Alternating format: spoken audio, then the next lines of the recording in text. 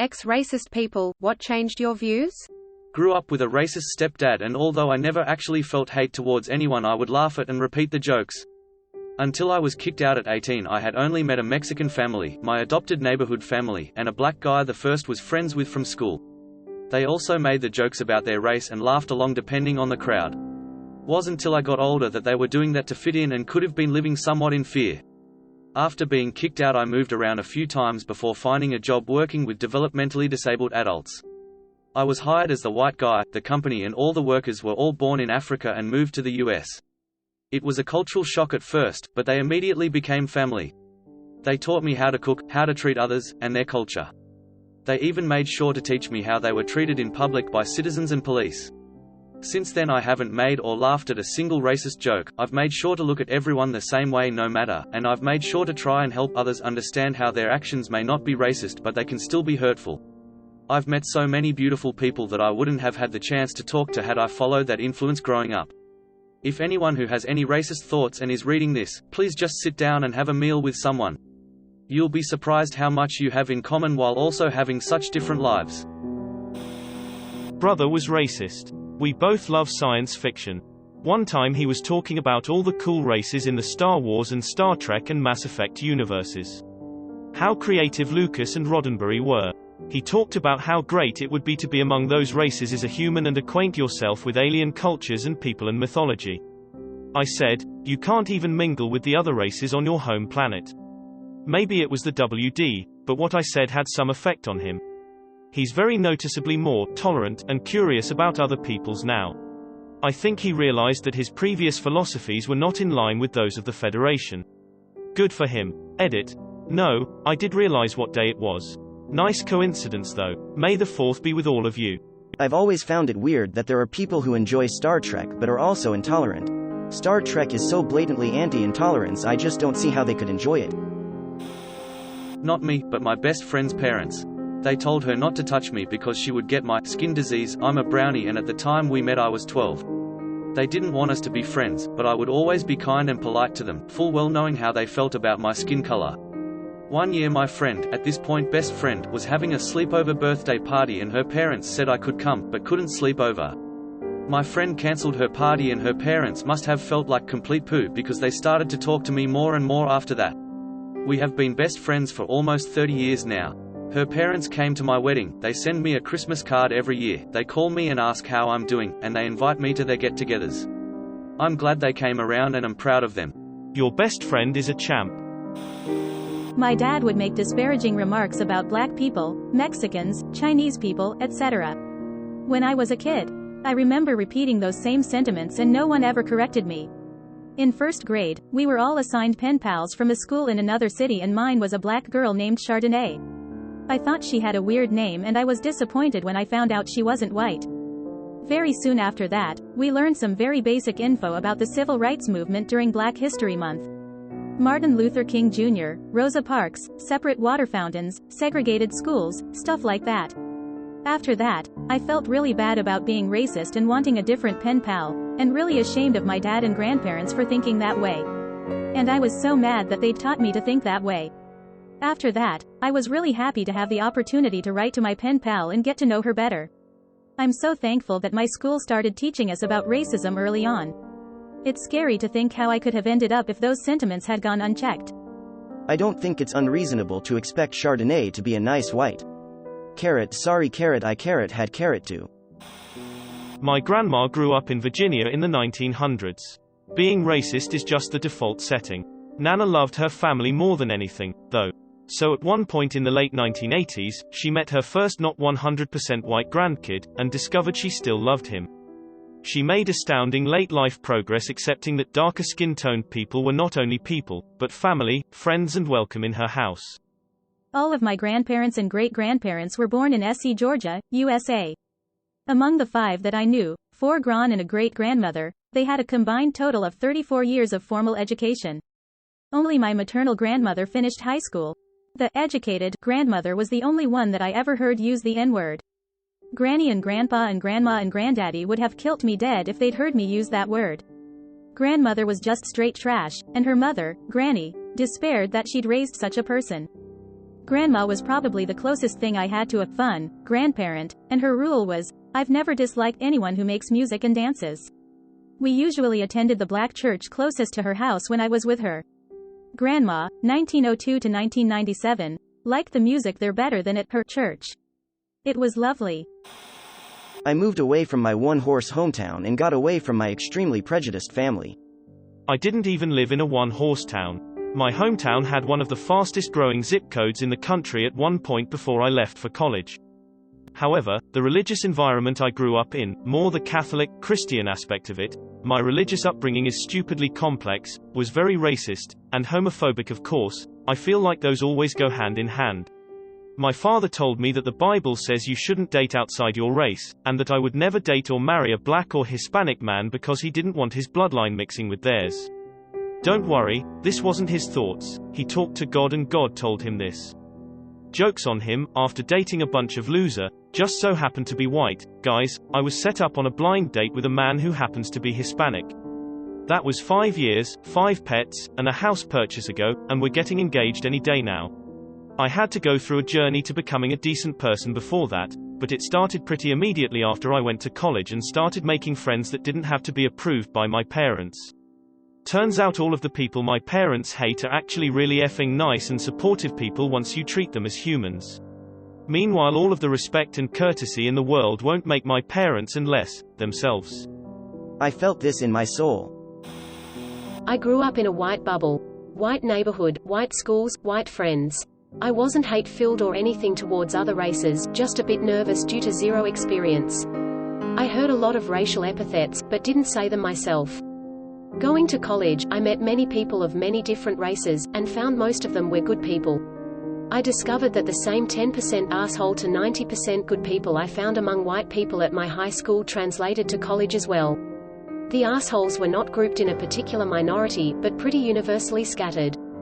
Mum was surprised when I brought home a girlfriend from college who wasn't white. Mum asked why I didn't tell her in advance, but I didn't think it was important. I married that girl a few years later. Man, I don't even know where to start with this one. I grew up in the middle of effing nowhere, Mississippi, where the slave trade was referred to as the Great African Migration in our history books. Every person of color was referred to by the N-word as just the default. It wasn't until I moved the F out of the South that I began to comprehend what racism was. I wish I could say I had a moment of clarity that washed away all the racist bullpoo that I'd grown up with, but it was more like a couple decades worth of mental deprogramming I had to fight against. There was so much underlying hate of different people that warped how my view of the world was. The Great African Migration just buried that particular bit of history under a effing mountain of sugar. WTF? I didn't realize I was racist and being raised in a racist household until 4th grade. I was in a group project having to give a presentation to the class. My group was me and 2 black girls.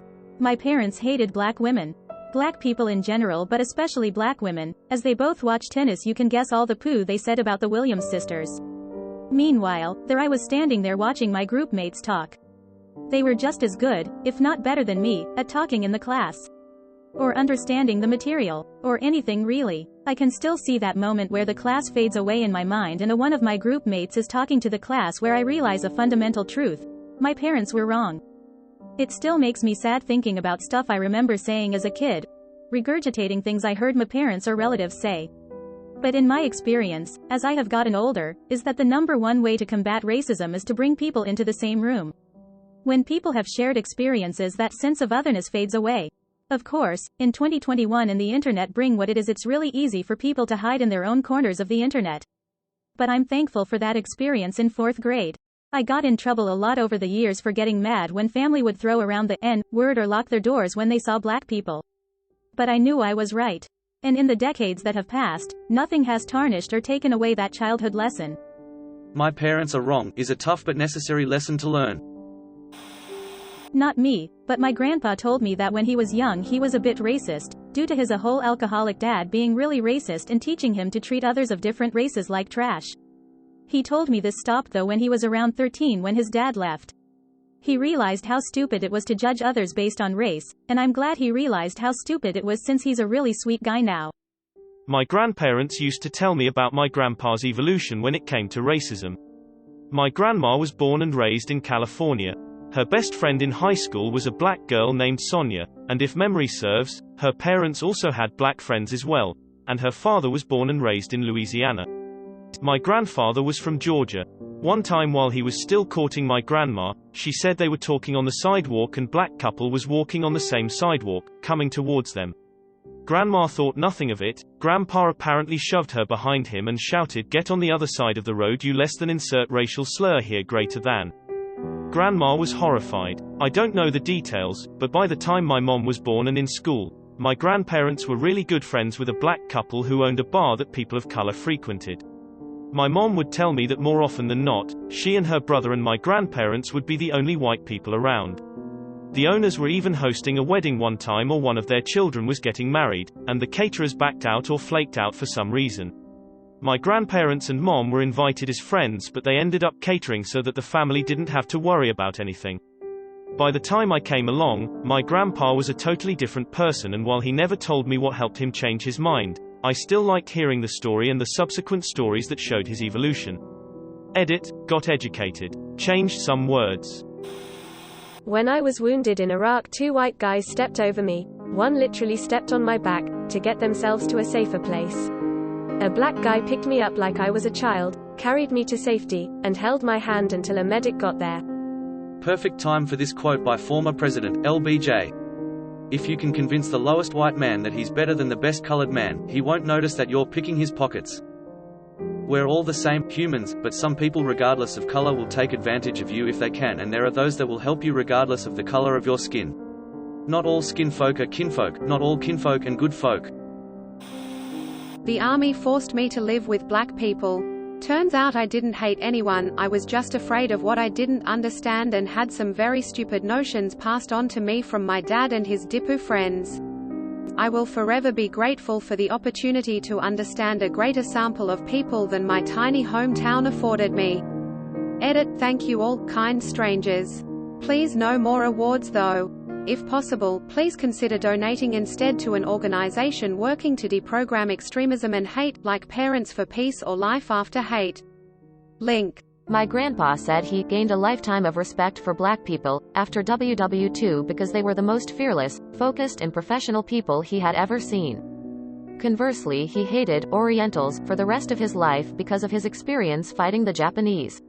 His plane was shot down over the Pacific and he was tortured by the Japanese before being rescued by the Navy. I tried to explain to him multiple times that 1. Not all Asians are Japanese, and 2. Not all Japanese people were bad in the first place, but he never came around. Joined the military, left home and experienced cultures around the world. I wouldn't say I was ever racist and thought I was better than anyone, but I was severely lacking in cultural awareness due to growing up in a small town surrounded by openly racist people. Luckily, my children are able to grow in a completely different environment than the one I did. As a lurker, this is a thread I can contribute to. From birth I was raised to be racist in a racist household, VA. I was ignorant. I used the N-word, anti-Semitic, homophobic, racist language every day. My immediate family and extended family all share the same ignorance. At family gatherings, if one of my older cousins let slip they were dating someone new, the first question would be, "Is he white?" Followed by laughter, but the question was serious. Then I started middle school. 6th grade. On the first day of class 1 set down my backpack against the classroom wall, like every other student, while we found our desks and had a small meet and greet with new classmates. I made sure to only speak to the kids, white, whom I knew from elementary school. Our teacher told us to take our seats. I'm 42 years old and I remember this like it was yesterday. I picked up my backpack, found my desk. Before I could open my bag, the girl behind me told me she liked my earrings. Her mom wouldn't let her get her ears pierced until high school. Then I heard another voice from further behind me say, "Ms. K, this isn't my backpack." The backpack sitting on this girl's desk was identical to the one sitting next to my desk. We both opened our backpacks and realized we'd grabbed the wrong bag. Internally I rolled my eyes in disgust. This girl was a N. But I was taught to never let it show. So we met each other to quickly exchange. Her smile was beautiful. She wore glasses the same shape as mine. She wore her hair in a ponytail, just like mine. In our back-to-school shopping we picked the exact same backpack and we picked the exact same Nikes, pink, white. Her name was Jacinda. I found myself genuinely smiling back to her, and giggling like young girls do. That day she asked to sit together during lunch, and we sat beside each other for lunch every single day of middle school. She was my very first best friend. Jacinda taught me about her Sunday school classes. My family never attended church. We talked about everything important in the life of middle school girls. She wasn't allowed to attend my birthday parties, and I wasn't allowed to go to hers, but we always celebrated together at school. I loved her so much. When it was time to go to high school, I continued in public school and her parents chose to homeschool her. I thought homeschooling was the coolest idea. Jacinda is brilliantly intelligent. God, she was going to do great things for this world. Long before the age of social media, we lost touch sadly, but I still think of her often. After meeting Jacinda, I never used another racist or derogatory word. Meeting Jacinda changed my life for the better. The edit. Thank you all so very much. Sharing my experience touched more hearts than I could ever imagine. I'm enjoying reading your replies and messages. I'd like to speak to a few common themes. Yes, my story is real. This is not a lie or fabrication for Reddit karma. Jacinda is a very real person. Her friendship forever changed my life for the better. The hashtag #FindJacinda comments have made me smile. Thank you. Thank you to Redditors who offered their support to help me locate her. Jacinda was a beautiful, special piece of my life and my heart. Like many of us experience, she may have been a more profound person in my life than I was in hers. And that's okay. To her I may be a silly childhood friend she may not remember. I shared my story not to find Jacinda or have a tearful reunion. I shared my experience as a personal truth that people can change. The narrative I was fed for the first 11 to 12 years of my life was a lie. I learned, almost like a strike of lightning, there was unequivocally no difference between me and this young girl other than the color of our skin. I saw Jacinda as better than me in almost every way, more intelligent, more athletic, more extroverted, and she always treated me with love, kindness, and friendship. I was a young girl who was taught to hate simply for the color of another person's skin. Children are not born to hate others, they are taught to hate others. My Reddit account is new-ish, however, I've been a Redditor for many years. This is my third account. I deleted my previous 2 accounts with the thought of, I spend entirely too much time on this silly app, and this silly app draws me back in. I also like to share our wholesome memes with my work team when they need a smile. I hope one day you and Jacinda are able to reconnect. Learning about people by talking to them instead of listening to what my family had to say about them. Exposure is deadly to prejudice most of the time. My dad was racist. I was raised in a toxic environment and I guess some of his ideologies rubbed off on me. He was also violent when alcohol was involved, which was a lot of the time. Police would often arrest him to just get him in a cell for the night for being disorderly. On one occasion, the police turned up. One of them came into my room and sat with me as they dealt with my dad. He asked how I was, who I could talk to, etc. He was from a South Asian background. He was very kind to me and did his best in calming me down and giving me advice on dealing with this stuff. I was only about 15 at the time. As they were pulling my dad out, that same police officer was attacked by my dad after breaking free from another officer, breaking the officer's finger in the process, whilst also hurling verbal, racial abuse at him.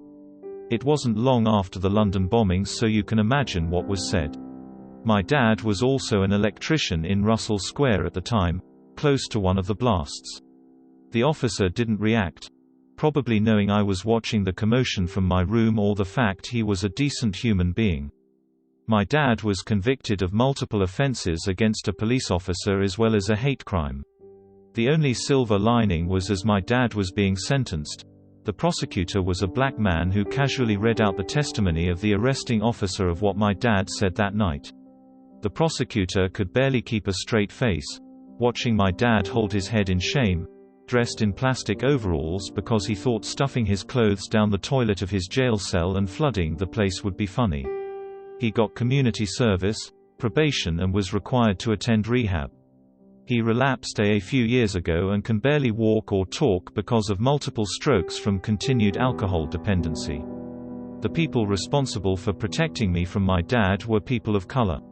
That sure as hell changes your perspective on things, even if you have the slightest ignorance towards another race. Edit. Typo. TLDR. Dad was a violent racist dressed in prison overalls, sentenced by educated black guy in suit. I'm sorry all that happened to you, but I'm glad they were there for you and able to show you what amazing people there can be in the world. Moving out of a predominantly white neighborhood and meeting people of differences, races and backgrounds. Realizing they are just people like you trying to live their lives. I know this isn't the exact question, but I was raised in a strict military Republican household. Though my family wasn't racist, they were extremely homophobic and beloved women belong in the home and in their place. They would make fun of lesbians and gay men throughout my whole life, speak poorly of women working outside the home. When I was 18 I met a guy at my local coffee shop in a very red town, state. I couldn't decide if I wanted to date him or take him shopping and hang out. He was just super cool. We made plans and later ate hot wings and drank wine. I had never felt more myself than when I was with him. I had to forget any financial adult backing in college because my new lifestyle didn't meet my family's ideas. This was absolutely okay with me and I charged through challenge happily while accumulating debt. Turns out he ran away from his home and was cut off from his family for being gay. He became my roommate for more than 9 years and my best friend in the world. And my roommate, I always had a place for him to stay in my own home and he always seemed to move right in the most natural way possible. Literally he just was always there in my home through every stage of life for a decade. He introduced me to the gay community and as a female, instead of getting harassed at a club, I could go out dancing with him and have a blast and be safe all night. He became my family and closest confidant over the years. My family didn't take kindly to this friendship, nor did they like that I became a business owner. They no longer speak to me and I am so happy to be the black sheep.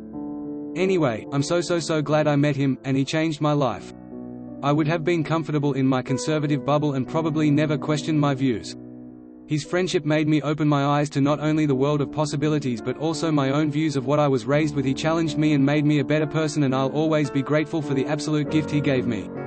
Because I was now a safe person with views different than what my small town was used to, I became a safe friend for people to come out to.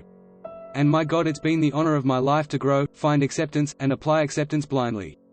My child, a woman, making a better life for herself by starting a business? Blasphemy. I don't understand people. Edit. Thanks for the award though I'm not sure what it means exactly. My mum died years ago and I swear she fought to her grave trying to be acknowledged as a woman. In the 80s she was your tech support and as a woman that was a thing. She was a programmer before it was cool, and opened up a gallery in retirement. I also was say my mum would roll over in her grave and jump up and down if she could see me today. She honestly would have been so proud.